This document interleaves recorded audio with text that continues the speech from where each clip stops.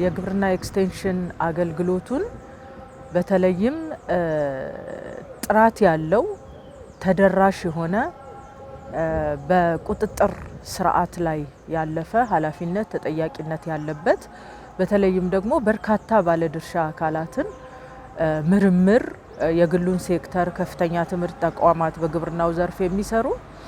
ሌሎችንም አካላት በጋራ በማምጣት ህብረት ስራ ማህበራትን እነዚህን በመመዝገብ በመሰነድ እና ከግብርና ባለስልጣን ጋር በጋራ በመሆን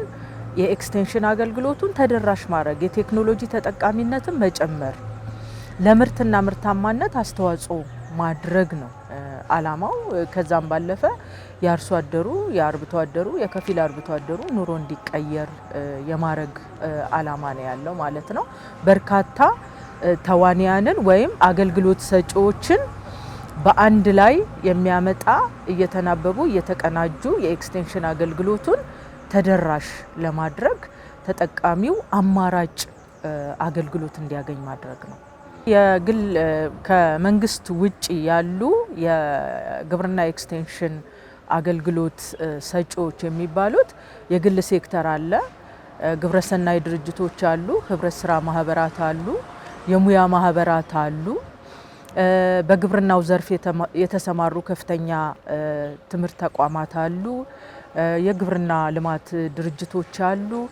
ሌሎችም የዓለም አቀፍና አገር አቀፍ የምርምር ማዕከላትን ጨምሮ ተመዝግበው የግብርና ኤክስቴንሽን አገልግሎት የሚሰጡ ናቸው ማለት ነው። ይሄ ዲጂታል ስርዓት በተለይም የአርሶ አደር ምዝገባ የምንለው ፋርመር ሬጅስትሪ ከዛም ባለፈ ደግሞ የልማት ጣቢያ ባለሙያዎች የምዝገባ ስርዓት አለን። ይሄንን ከመሬት አስተዳደርና አጠቃቀም ስርዓት ጋር ማያያዝ እንዲሁም ከፋይናንስ ስርዓት ጋር ማያያዝ ከብድር ስርዓት ጋር ማያያዝ ከግብአት ጋር ማያያዝ የመሰረተ ልማት ስራዎችን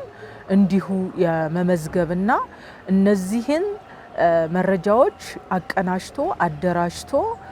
ለተጠቃሚው ማቅረብ እና የግብርና ኤክስቴንሽን አገልግሎቱን ከሚያሳልጡ ጉዳዮች መካከል የመረጃ ስርዓቱን ማቀላጠፍ ማዘመን አንዱ ነው። ተጠቃሚው ህብረተሰብ የብድር አገልግሎት እንዲያገኝ የግብአት መግዣ እንዲያገኝ እነዚህን ቴክኖሎጂዎች እንዲጠቀምና ምርትና ምርታማነቱን እንዲያሳድግ ኑሮውን እንዲለውጥ ትልቅ አስተዋጽኦ ይኖረዋል ማለት ነው። የሚሰጡት የግብርና ኤክስቴንሽን አገልግሎቶች የቴክኖሎጂ ማስተዋወቅ፣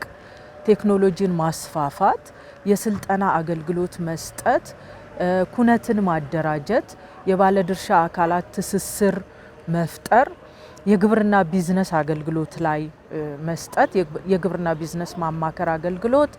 የግብርና ግብይት እና የግብአት አገልግሎት፣ የመረጃ አገልግሎት፣ የገጠር ነዋሪውን ህብረተሰብ ደግሞ አኗኗርና አስተሳሰብ ለመለወጥ የሚያስችል የኑሮ ዘዴ እንደዚሁ አገልግሎቶች ተካተውበታል ማለት ነው። የግብርናውን ዘርፍ በተለይ የግብርና ኤክስቴንሽን አገልግሎቱ ተደራሽ ባልሆነባቸው አካባቢዎች ተደራሽ ማድረግ፣ የተቀላጠፈ ዘመናዊ ጥራት ያለው በዲጂታል ቴክኖሎጂ የተደገፈ የኤክስቴንሽን አገልግሎት መስጠት፣ በርካታ ባለድርሻ አካላትን ቅድም የጠቀስኳቸውን የግሉን ሴክተር ግብረሰናይ ድርጅቶችን፣ ምርምርን፣ ማህበራትን፣ የሙያ ማህበራትን ሌሎችንም በጋራ አምጥቶ የተመዘገበ የተሰነደ ቁጥጥር ላይ የተመሰረተ እና ህብረተሰቡን የቴክኖሎጂ ተጠቃሚ የግብአት ተጠቃሚ ለማድረግ ምርትና ምርታማነት ለመጨመር በተለይም ሴቶች፣ ወጣቶች፣ አካል ጉዳተኞች የህብረተሰብ ክፍሎችን በማቀፍ አገልግሎቱን ለማዘመን ለማቀላጠፍ ትልቅ አስተዋጽኦ ይኖረዋል ማለት ነው። ይህን አዋጅ ለመተግበር እንግዲህ በርካታ የማስፈጸሚያ ሰነዶችን ማዘጋጀት ያስፈልጋል። ወደ መሬት ለማውረድ በርካታ ማስፈጸሚያ ሰነዶች ማዘጋጀት፣ በዚህ በአዋጁ ዙሪያ ደግሞ ግንዛቤ መፍጠር፣ ስልጠና መስጠት፣ ከባለድርሻ አካላት ጋር ውይይት ማድረግ፣ ማስረጽ ትልቁ ስራ ይሆናል ማለት ነው።